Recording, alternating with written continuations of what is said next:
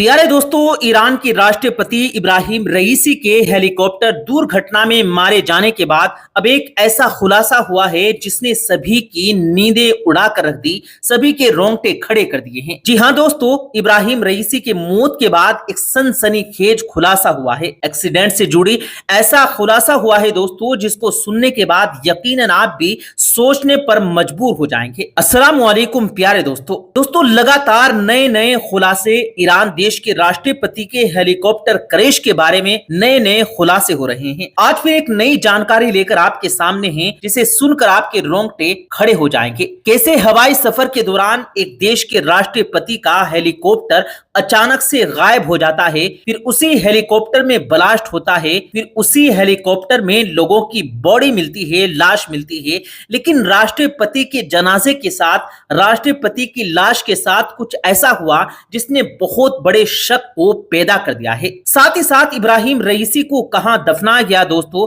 सब कुछ जानकारी आपको इसी वीडियो में देने जा रहे हैं। लेकिन आप भी उस इब्राहिम रईसी के अगर चाहने वाले हैं जिनका इंतकाल हो गया, उस इब्राहिम रईसी के चाहने वाले हैं जिसने फलस्तीन के मुसलमानों के लिए आवाज उठाई, जिन्होंने मस्जिद अक्सा में हो रही बेहुरमती के ऊपर सबसे ज्यादा आवाज उठाई, और आज उनका जनाजा आपके सामने है। अगर आप उस राष्ट्रपति के चाहने वाले हैं तो वीडियो को अभी से कर दीजिए लाइक, और उनके लिए दुआ भी करें, उनके घर वालों के लिए भी दुआ करें। चलिए दोस्तों, वीडियो को शुरू करते हैं और आपको बताते हैं कि क्या कुछ नया खुलासा हुआ है। प्यारे दोस्तों, जैसा कि आप लोगों को मालूम है कि इब्राहिम रईसी जो अजरबैजान डैम उद्घाटन के लिए गए थे, और उस वक्त उनके साथ ईरान के विदेश मंत्री समेत 9 लोग और मौजूद थे। साथ ही साथ डैम उद्घाटन के बाद वो वापस तेहरान के लिए आ रहे थे, लेकिन इसी दौरान उनका हेलीकॉप्टर अचानक से 30 मिनट के लिए गायब हो जाता है। हर तरफ हाहाकार मच जाता है,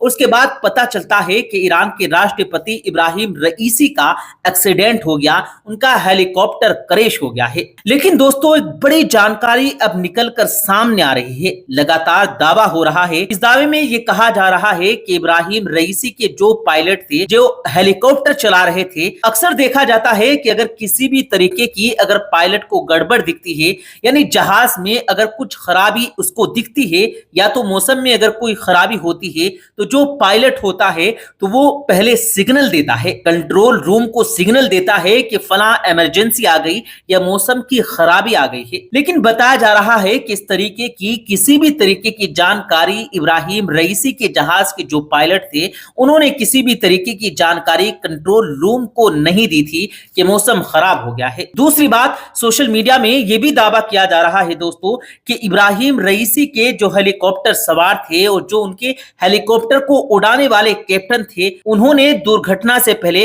अपना रेडियो कनेक्शन जो होता है, वायरलेस कनेक्शन, उसको बंद कर दिया था। अब सवाल आ रहा है कि ऐसा क्यों किया गया। उसके बाद दोस्तों, एक बड़ी जानकारी ये भी निकलकर सामने आ रही है कि इस हादसे में, अब उसको हादसा कहें या फिर प्लानिंग के साथ ईरानी राष्ट्रपति के खात्मे का एक पूरा खाका कहें, वो आप कमेंट में हमें जरूर बताएंगे। लेकिन बड़ी जो जानकारी मिल रही है दोस्तों, कि जहाज में उस समय हेलीकॉप्टर में 9 लोग और सवार थे, और उन सब के सब 9 लोगों की मौत भी हुई है। लेकिन हैरान करने वाली बात यह है कि जिन लोगों की मौत हुई है, उन लोगों में से 8 लोगों के शो जले हुए थे, उनकी लाश, उनके शो इतने जले हुए थे कि आसानी से वो पहचाने जाते थे। लेकिन इब्राहिम रईसी का जो शो था, जो लाश थी, जो उनकी बॉडी थी, वो बॉडी जली हुई नहीं मिली है। दावा यह है कि अगर दुर्घटना हुई, हेलीकॉप्टर में ब्लास्ट हुआ, आग लगी, तो फिर राष्ट्रपति का शरीर क्यों नहीं जला। ये भी एक बहुत बड़ा सवाल पैदा कर रहा है कि सारे लोगों का शरीर जला तो राष्ट्रपति का शरीर क्यों नहीं जला। क्या इब्राहिम रईसी को पहले ही मारकर जहाज से नीचे फेंक दिया गया था? इस तरीके के सवालात सोशल मीडिया पर लगातार किए जा रहे हैं। अब इन सवालों और इन थ्योरी में कितना दम है दोस्तों, आने वाले वक्त में ये सब कुछ सामने आएगा। लेकिन दावा यह है कि इब्राहिम रईसी का शरीर या उनकी जो लाश थी वो जली हुई नहीं थी, जबकि 8 लोगों की लाश जली हुई मिली थी, और वो हेलीकॉप्टर भी ब्लास्ट हो गया था।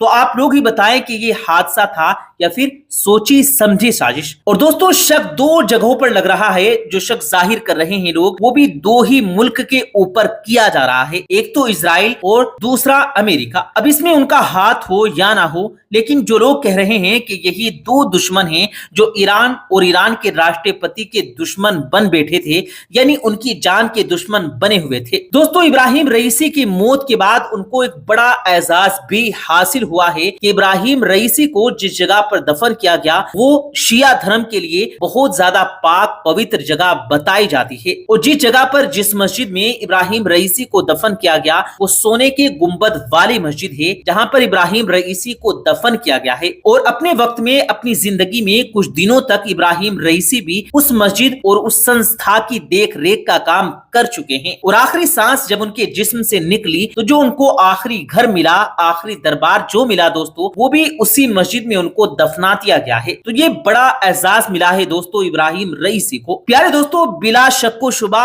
इब्राहिम रईसी अगरचे वो शिया धर्म के मानने वाले थे, लेकिन मुसलमानों के लिए आवाज उठाते थे, फलस्तीन के लिए वो आवाज उठाते थे, मस्जिद अक्सा के लिए भी लड़ाई लड़ रहे थे। और अब ये शख्स हम लोगों के दरमियान नहीं है, इसीलिए हम दुआ करेंगे कि अल्लाह तबारक व तआला इस मुसीबत की घड़ी में उनके घर वालों को सब्र जमील अता फरमाए, साथ ही साथ ईरान के लोगों को इस मुसीबत से निकलने की तौफीक अता फरमाए, पूरी दुनिया के मुसलमानों को हक व हक्कानियत पर चलने की तौफीक अता फरमाए। जो लोग इस वक्त इस वीडियो को देख रहे हैं, अल्लाह तबारक व तआला हर मुसीबत हर एक्सीडेंट से उनको और उनके घर वालों को और हम सबको भी महफूज रखे, आमीन सुम आमीन। दोस्तों ये थी हमारी आज की वीडियो, उम्मीद है आपको वीडियो पसंद आई होगी। वीडियो पसंद आया हो तो वीडियो को दिल से लाइक करें, अपने दोस्तों के साथ इस वीडियो को सवाब की नीयत से शेयर करें और अपना प्यारा सा कमेंट बॉक्स में एक कमेंट जरूर कीजिएगा।